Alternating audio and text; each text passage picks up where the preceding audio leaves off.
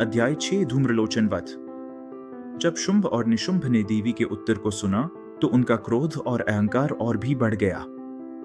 उन्होंने इसे अपने अपमान के रूप में लिया और तुरंत अपने शक्तिशाली सेनापति धूम्रलोचन को आदेश दिया कि वह देवी को पकड़कर उनके सामने लाए।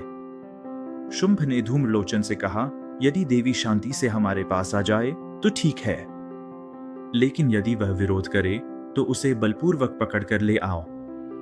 धूम्रलोचन अपने विशाल सेना के साथ देवी की ओर बढ़ा। वह अत्यंत घमंडी और क्रूर था।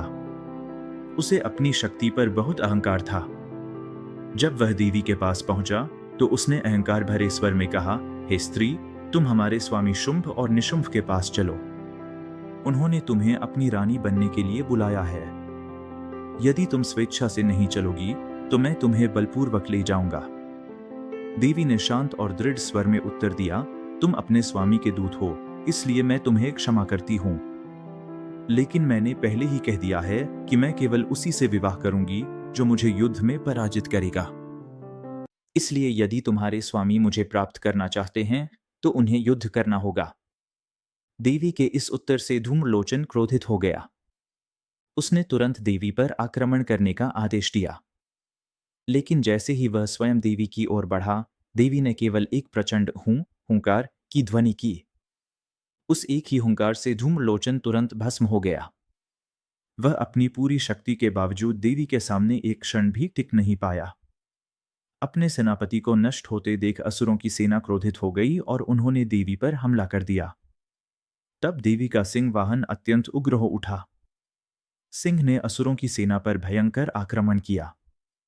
उसने अपने तीखे नाखूनों और दांतों से असंख्य असुरों को मार गिराया।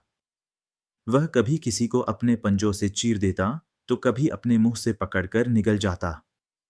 युद्ध भूमि में असुरों की सेना में भय और अफरातफरी फैल गई। देवी के सिंह और देवी की शक्ति के सामने असुरों की पूरी सेना नष्ट हो गई। जो असुर बच गए वे भयभीत होकर वहां से भाग गए। इस प्रकार देवी ने केवल एक हुंकार से धूम्रलोचन जैसे शक्तिशाली असुर का अंत कर दिया और उसकी पूरी सेना का संहार कर दिया। जब यह समाचार शुंभ और निशुंभ तक पहुंचा तो वे और भी क्रोधित हो गए। अब उन्होंने अपने सबसे भयानक और शक्तिशाली सेनापतियों चंड और मुंड को देवी के विरुद्ध भेजने का निर्णय लिया। इस प्रकार एक और भयंकर युद्ध की शुरुआत होने वाली थी।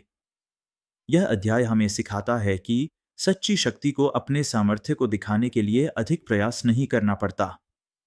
अहंकार का अंत निश्चित और शीघ्र होता है। देवी शक्ति की एक झलक भी सबसे बड़ी बुराई को नष्ट कर सकती है। धर्म की रक्षा के लिए दिव्य शक्ति हमेशा सक्रिय रहती है।